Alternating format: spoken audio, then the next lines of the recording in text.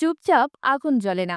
আর এবার সেই আগুন যেন ধীরে ধীরে জ্বলতে শুরু করেছে মধ্যপ্রাচ্যের বুকে। দখলদার ইসরায়েল যখন সিরিয়ার রাজধানী দামেস্কে বোমা ফেলে একের পর এক গুরুত্বপূর্ণ স্থাপনা ধ্বংস করছে, তখন কেউ কেউ ছিল নীরব দর্শক। কিন্তু এবার সেই নীরবতা ভেঙে গর্জে উঠেছে তুরস্ক। তাদের বজ্র কণ্ঠ হুঁশিয়ারিতে কেঁপে উঠেছে আন্তর্জাতিক মহল। তুরস্কের পররাষ্ট্রমন্ত্রী হাকান ফিদান জানিয়ে দিয়েছেন, সিরিয়াকে বিভক্ত করার যে কোনো চক্রান্ত তারা মেনে নেবে না। দক্ষিণ সিরিয়া সংঘর্ষে যদি কোনো মিলিশিয়া নিজেদের শাসন কায়েম করতে চায়, তাহলে সরাসরি হস্তক্ষেপ করবে আঙ্কারা। বিশ্লেষকদের মতে এটা আর শুধু কথার কথা নয়, এ যেন এক প্রকার যুদ্ধের প্রস্তুতির ইঙ্গিত। গত সপ্তাহে সিরিয়ার দক্ষিণে দ্রুজ ও বেদুইন সম্প্রদায়ের মধ্যে হঠাৎ করেই রক্তক্ষয়ী সংঘর্ষ বাধে।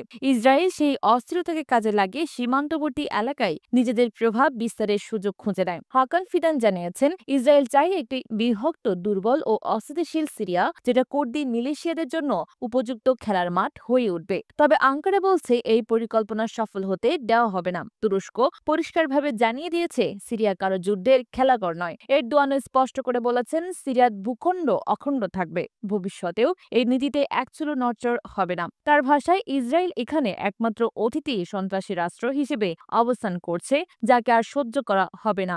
দ্রুজ সম্প্রদায়ের অসন্তোষকে সামনে রেখে ইসরায়েল যেভাবে সিরিয়ার হৃদয়ে ছুরি বসাতে চাইছে, তা শুধু একটি দেশের নয়, গোটা অঞ্চলের জন্য ভয়ঙ্কর বিপর্যয় ডেকে আনতে পারে। তুরস্ক তাই এখন কেবল কথা নয়, প্রস্তুতির পথেও হাঁটছে।